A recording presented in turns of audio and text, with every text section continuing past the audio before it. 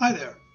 In this lecture, we're going to continue our discussion about painting in China, and we're going to look at a very important pivotal moment in Chinese history, the Yuan Dynasty, where traditional norms and cultural values are completely upended and gives rise to some very important changes that will continue on through the intervening centuries.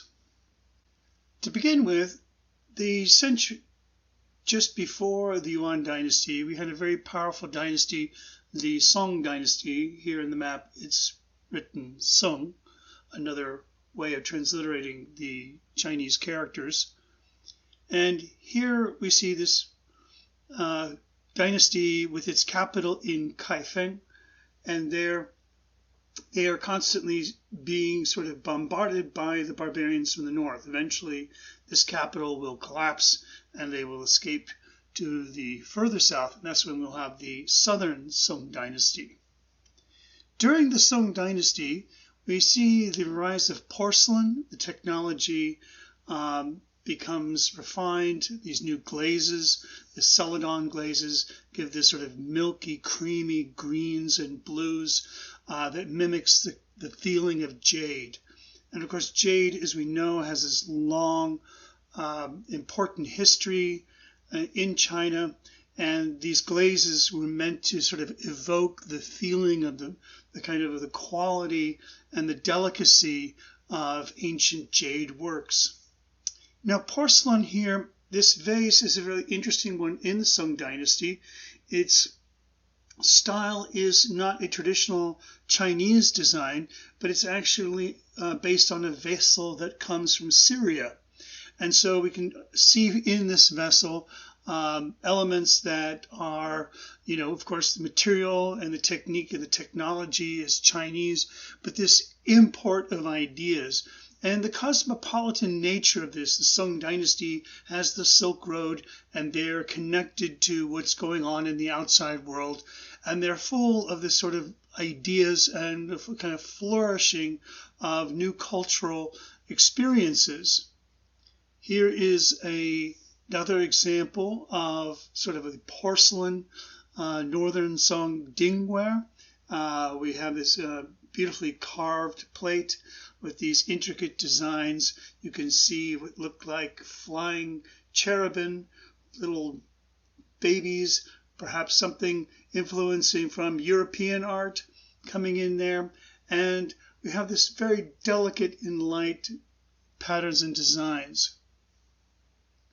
As I mentioned, the northern Song Dynasty collapses in 1127, and the capital is rebuilt in Hangzhou in southern Song Dynasty. And it's during this time that we have our great monumental paintings of the landscapes, shanshui, and we had other traditions as well of this kind of flourishing interest in landscape at this time. Here's a really fascinating ceramic piece from the southern Song Dynasty.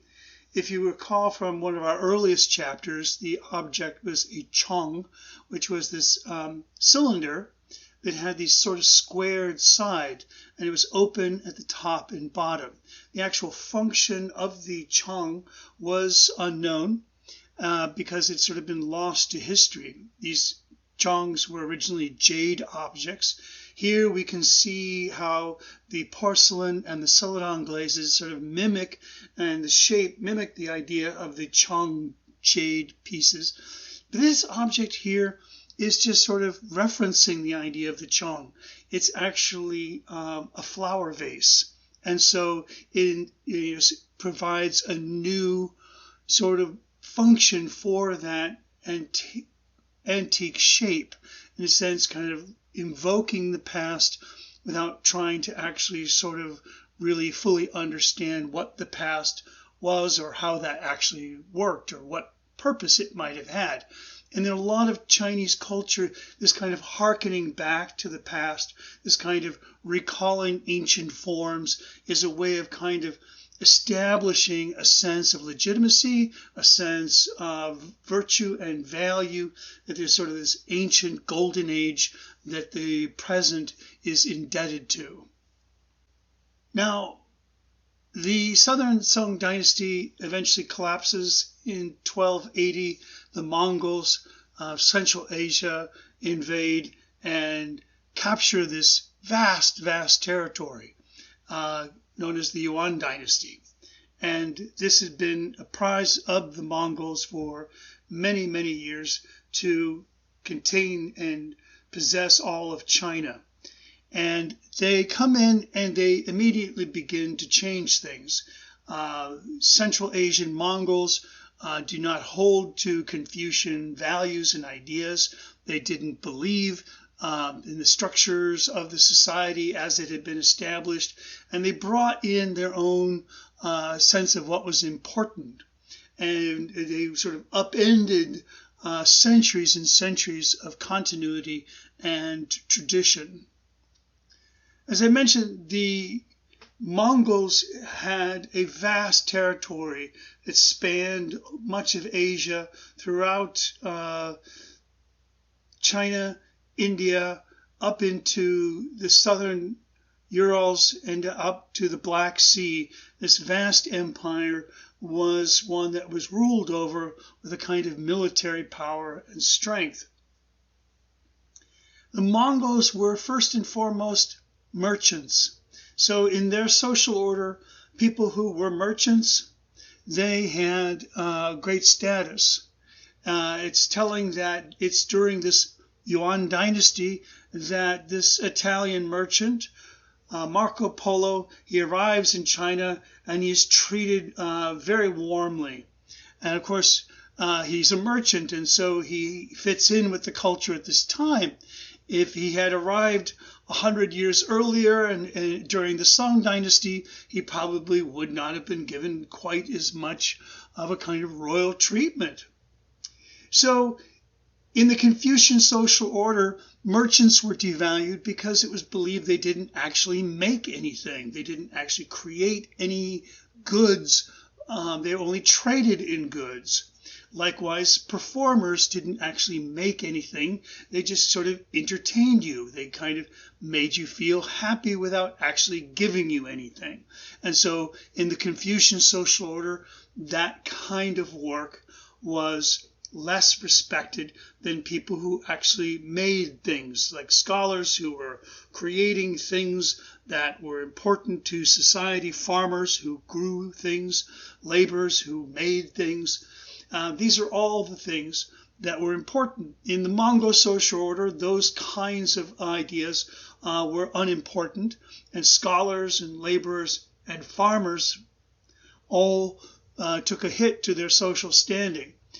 And we see this complete reversal of social order to have this very dramatic impact on how things would pull out at this time. The Mongols were brutally oppressive of Chinese culture, and many of the scholar officials refused to work for the government or were cast out and lost all of their livelihood. Here is a painting by Gong Kai, emaciated horse. Ink on paper. Gong Kai was one of those scholar officials who lost work and struggled to make a living during the Yuan Dynasty. And in this painting, he draws this emaciated horse in ink, a sense of desperation. The horse is broken and withered. The horse, which once was the sort of symbol of power and the symbol of the Chinese state, now seems a kind of broken, emaciated horse. He has written a passage on the upper left corner which says, "Who today laments over the bones of this noble steed? In the setting sun along the sandy shore, he casts a shadow like a mountain." Again, the way he poetically kind of draws out this idea of the mountain, this kind of sacred shrine of the ancestors and this sense of stability. Now this landscape this place is this sort of broken down and ruined horse. This is a very explicit condemnation of the Mongol rule. And for Gong Kai, who had lost all his livelihood and was no longer a part of the kind of social network that wasn't the government in the Yuan Dynasty, he had little to fear from his painting. Many other scholars who were very afraid of being accused of treason chose more indirect and more discreet ways of communicating their displeasure with the Mongol rule. A very famous painting by Sheng Xixiao, the ink Orchard Orchid, in 1306. In this hand scroll, we see this just beautifully delicate brushwork displaying the leaves and this tiny, tiny orchid flower. It's compelling because of its simplicity, the way in which the rhythms of nature, and the orchid is one of these sort of symbols of Confucian virtue, whereby we see the idea of humility, we see the idea of resourcefulness, the orchid, which needs so little water and sustains itself in a kind of quiet environment. These are the virtues of a Confucian scholar. When someone asked why he hadn't painted the ground and why the flower sort of hovers in space, he replied bitterly that the Mongols had stolen the ground beneath the flower. Another scholar who was quite famous during the Yuan Dynasty, who would eventually work for the Mongol government, was Xiao Mengfu, who was a very famous calligrapher who really brought together the traditions and really expanded on the relationship between painting and calligraphy. In his Twin Pines at level distance, we see the sort of open space between the distant mountains and the foreground, where we see the pine tree, again a symbol of Confucian virtue. And the treatment of the brushstrokes are very interesting. Instead of trying to create a kind of tight, organized line, he makes this sort of looser, brushier line that's actually more akin to calligraphy. So that what we're seeing here are the kinds of strokes and lines that we see in writing. And it's as if the landscape itself is made up of calligraphy in the way in which it kind of echoes the rhythms of the writing. Here we can see his beautiful example of calligraphy, where he says, "Besides studying calligraphy, I have since my youth dabbled in painting.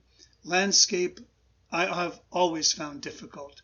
This is because ancient masterpieces of the Tang, such works as Wang Wei, the Great and Small Li, and Sheng Qian, no longer survive. As for the 5 dynasty masters, Qing Hao, Guan Tong, Dong Yuan, and Fan Quan, all of whom succeeded one another, their brushwork is totally different from that of the more recent painters.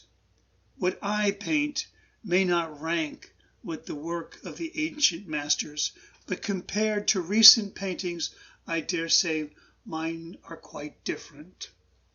So in this kind of a statement, this is sort of a formulaic way in which the painter is at once sort of admiring the great masters of the past, and at some time sort of saying that their work is sort of a diminished reflection, it cannot be compared to that in any kind of light, but also in a sense, kind of putting a distance between them and the present, a way of saying, yeah, I'm trying something new here because I'm not quite feel like the present painters really understand the past.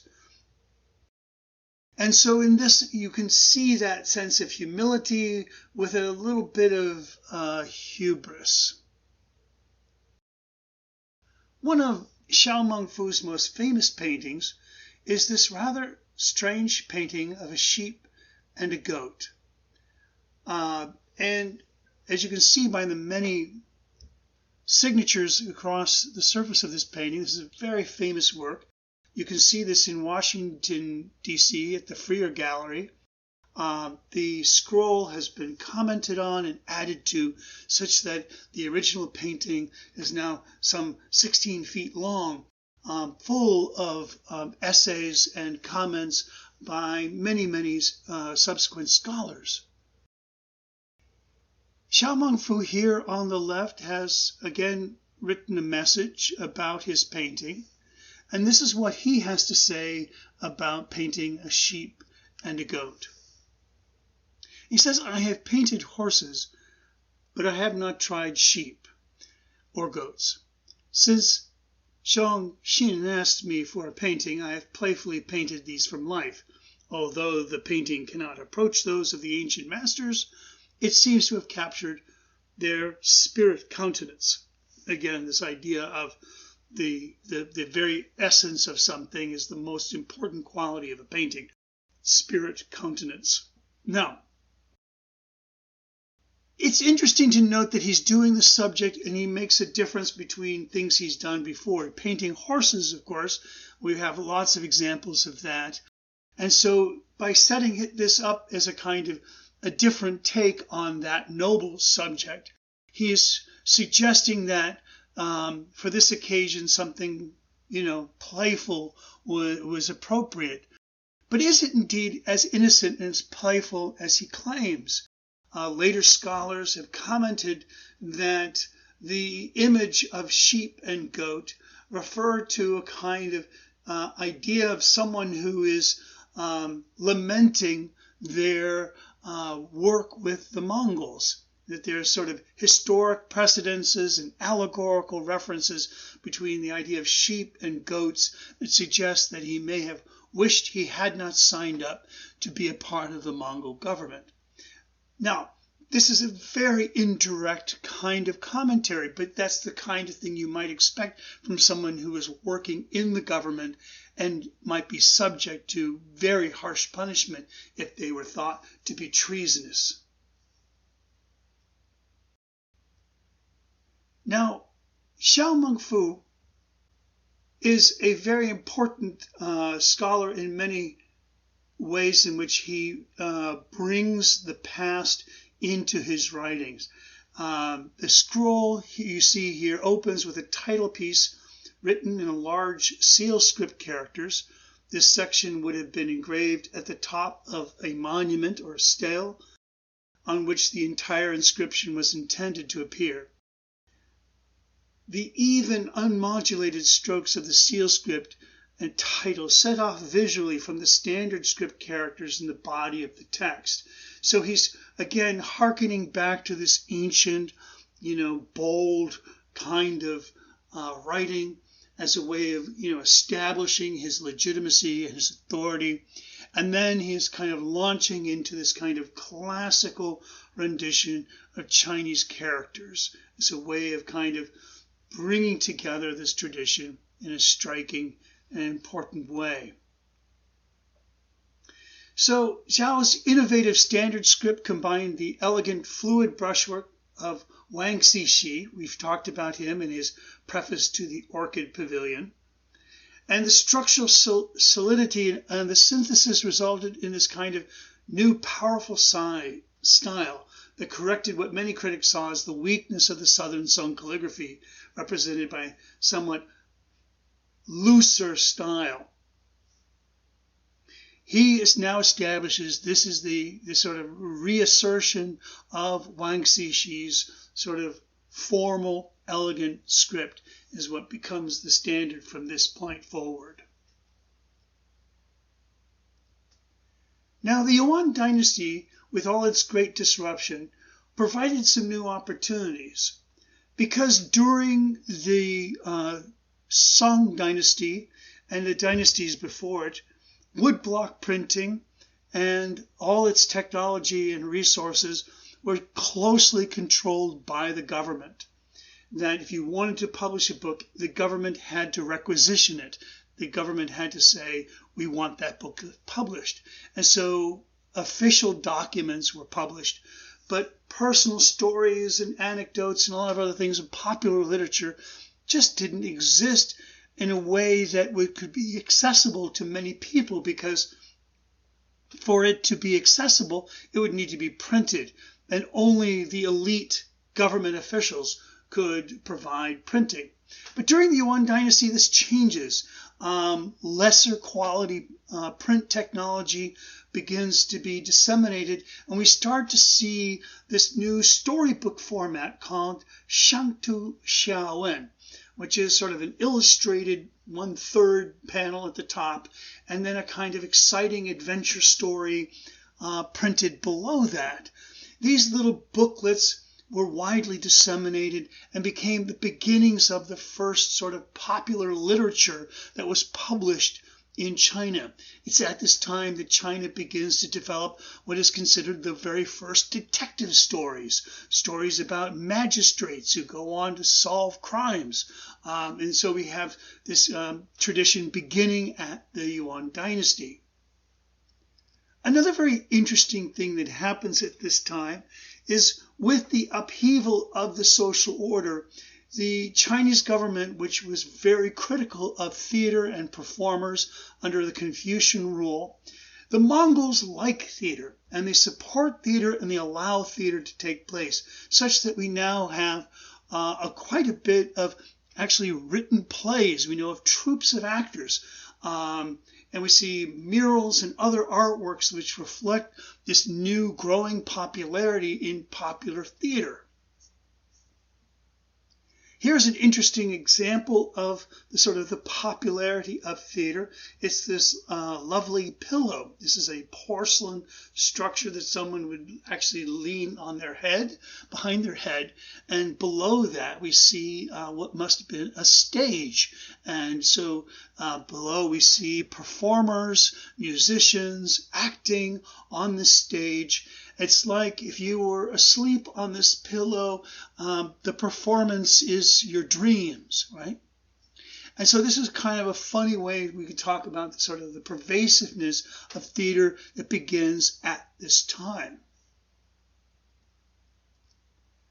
Now I want to talk about one of the most famous painters to come out of the Yuan Dynasty, Ni Zan, who is enormously influential and draws out a wholly new style of painting with his approach.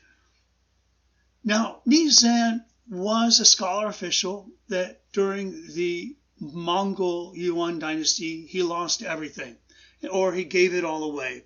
He had no ambition to work in the government, and it is said he lived on a houseboat with few possessions, and he wandered around and he made paintings for people as a way of being in their good graces, but just kind of to pass the time. His writings on his paintings are more journalistic. He sort of loses some of that sort of formal banter that was a part of the Song Dynasty, and people like Xiao Mengfu, or scholar officials who have to sort of show off their scholarly ambitions. He has none of that. And so when he writes on his paintings, there's a kind of humor and there's a kind of who cares when he writes about his paintings. Old Master Da Qi will have a good laugh when he sees this. He doesn't even want to call what he does painting. As we see here in his famous painting, the Rongxi Studio, he writes above, "What I call painting does not exceed the joy of careless sketching with the brush. I do not seek formal likeness, but I do it simply for my own amusement. So here Nizan is saying, hey, I'm just having fun here. Why are you getting all upset that this painting looks bad, right? And if we look at his painting, we can see it's this really loose and kind of sketchy. One of the ways in which people can notice a Nizan painting is how little ink he puts down. It's like he's just delicately laying things in. His buildings always look sort of awkward and clumsy. The perspective is always a little bit funky. And he writes in his Rongxi studio, how can one scold a eunuch for not growing a beard? Which is his way of saying, how could you blame me for making a bad painting when I'm not trying to paint, right? So his sort of deflection of criticism by just expressing his own personal enjoyment in what he does. Now, this approach, this sort of lack of professionalism, this lack of attempt to create a kind of sense of legitimacy or kind of hearkening back to the past, this is something that gains great traction in future generations. They look to his paintings and they see a kind of freshness, they see a kind of vigor, and they feel a great deal of longing for the sense of immediacy and truth that he brings to his paintings. This is also true. It's like in the bamboo grove. Remember the scholars who refused to participate in the goings-on at court and went off into the bamboo grove and drank and made poems? Well, this is Nizan in a nutshell. He's a part of that desire to live on the fringes of society and not to be kind of caught up with the social etiquette and manners of court. He writes in this painting, in a forest pavilion, bamboo and trees give thickly overlapping shade. Seeking friends, crying ying, I too am fond of music. So he's just talking about the good life here in his bamboo forest pavilion. He's just enjoying the good company. Nobody has any great agenda that needs to be fulfilled. And he contrasts his own simple life with how he perceives life in the city. He says, reciting to strings gathered scholars are from time to time arranged and seated, like everybody in the city is told what to do. And there's a problem with that. He says Master Fu had only to play the qin. His criticism is that the ideal of a Confucian society is not that people are told what to do, is that people find this sort of virtue within themselves. In a well-ordered society, everyone just does the right thing. They don't need to be scolded about it. And so Nizan becomes a very important scholar, official influence going forward, this sort of journalistic way in which he draws out this desire for a simpler, humbler time. And this becomes a recurring theme in all paintings going forward. Let's do our review quiz. Question 1. Who were the big winners and losers in the new Mongol social order in the Yuan Dynasty? Question 2. How did scholars react to the changes in the Yuan Dynasty?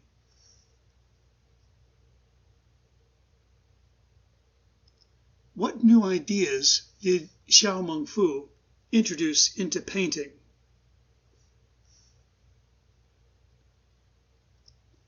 How did the popular arts develop?